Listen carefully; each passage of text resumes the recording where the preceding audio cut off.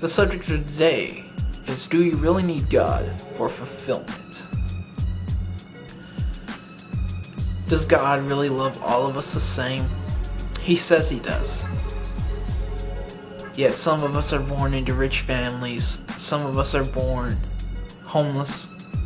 Some of us are born to abusive families. Some of us are even born to abusive families that rape them. Some of us get raped through our lives. Some of us get stabbed. Some of us get shot. Some of us feel that there's no way for us to survive unless we sell drugs. Does God really love us all the same? Do we really need Him for fulfillment?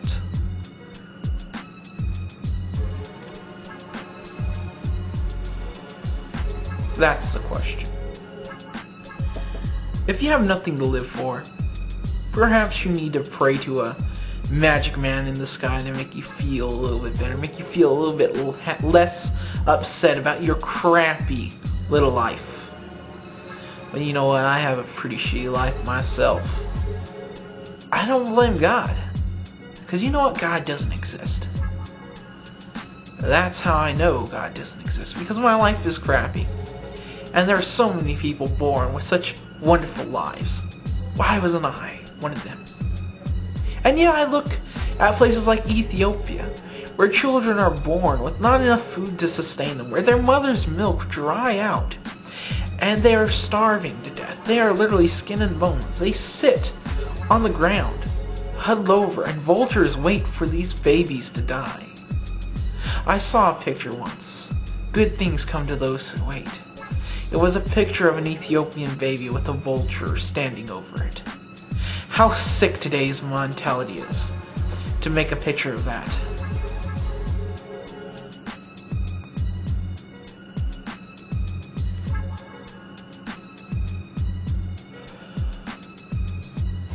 But I digress.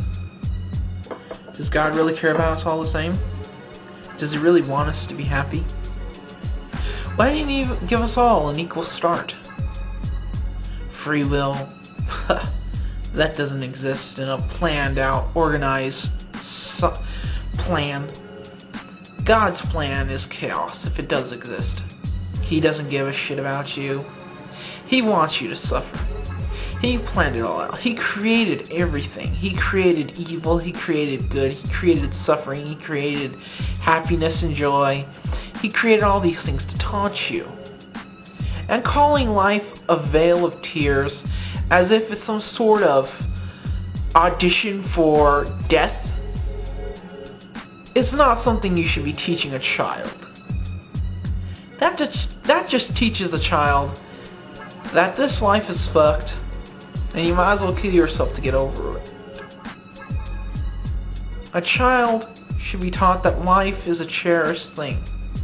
No matter how painful it is, no matter how troublesome life is, it's the only one you have.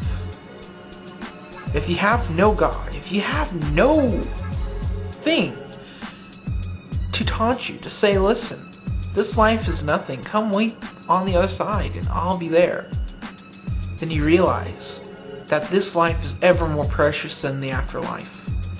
Do not fret about what you are doing wrong today.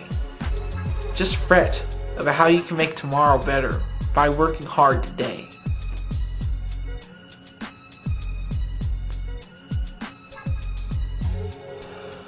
Because, my friend, I truly believe religion has crippled humanity.